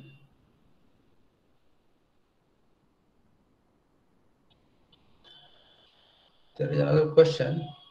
Subhalakshmi Acharya, scientific thinking. No, she's just simplifying. Somebody is asking, Siddhartha Giri is asking, what is skepticism? Is it related to the subject, skepticism? Yes, yes. That means under scientific attitude, it has coming. That means skepticism, that it means not taking granted, we shall not take granted anything to be true. So this is the important criteria of a science student, of a student which is having a scientific better mind, scientific attitude, scientific interest, scientific methods. So the child should develop scientific mind. He should have scientific temper. That means he should not take granted anything to be true. This is nothing but skepticism. It is to be tested. It should be validated. It should be experimented. Then by himself he should be convinced. Yes, it is true. So this is nothing but skepticism. Thank It's you. a quality. Thank you, Dr. De. There is another question by Akshay Kumar Sahu. He is asking the original Bloom's taxonomy and the revised taxonomy. Original taxonomy में short 6 steps are there. One is knowledge, comprehension, analysis, application, analysis, synthesis, and evaluation. So these are there in original. So there is a misunderstanding between knowledge and in the order. Knowledge is misinterpreted sometimes by several persons. So it is in the revised form, knowledge becomes remembering. Because in case of a knowledge, it is simplified by Anderson Krathwohl in 2001, which is incorporated after 2001, that knowledge is no more there, rather it is remembering. Then second, comprehension, it is changed to understanding. Understand. One most important consideration is it was in the noun form. Previous Bloom's taxonomy was in noun form. That means knowledge, comprehension, application, analysis, synthesis, and evaluation. Important shift is in revised form, all are verbs. What is that? Remember, then understand, then apply, then analyze. Then fifth ray, it is not synthesis, rather it is evaluate. So in case of Bloom's taxonomy, in the 6th point, it was evaluation. In the revised taxonomy, in the 5th step, it was evaluate. Then in the case of Bloom's taxonomy, in the 6th stage, it was, in the 5th stage, it was a synthesis, and which is coming as the 6th part in the revised taxonomy, which is in the form of creation. Because constructive approach, it stresses on creation of knowledge, creation of concept. For that reason, these are the major shift. So in this way, as creation is the last part of the knowledge, for that reason, it has been shifted to from 5th position to 6th position. And the stress is on the verbs rather than on the noun. Not that there is a major shift, rather the student will be involved, that they will do something, they will involve in the activity because it is a doing subject. Rather it is stresses on verbs rather than noun. Though after verbs there will be noun. So in this way there is a shift. Bloom's taxonomy and revised taxonomy. Thank you, Dr. Dev. Very nicely answered. I think we have come to the end of today's session. There is no other question. So before we wind up, let me first of all thank Dr. Dey, who has nicely presented various issues involving teaching of science. Of course, there are many more sessions, three more sessions are going to come, and the remaining issues which are there will be discussed threadbare, and all problems and queries of the students will be taken up subsequently. Till such time, we'll have to wait. And thank you, Dr. Dey. Dear students, I Thank must you, sir. also thank all of you for your effective participation, active participation. And I would request all of you to kindly join sharply at 10 o'clock for block 2. Okay. In case, before coming to the class, you're all advised to go through the study material. Study materials are available in eGyan course. So please download the study materials and start reading for the time being. Because of this COVID situation, we have not been able to provide you the printed copy of the study material because post offices are not delivering the materials. Therefore, we have not sent. So till such time, please make use of the soft copy of the study material, which is available in the website. Okay. So thank you very much. So please come prepared tomorrow with your questions so that the session will be lively and interactive. Thank you, Dr. Dey, for your effective presentation. Thank you, sir. Thank you, sir. Thank you, sir. Thank you. Thank you. Thank you.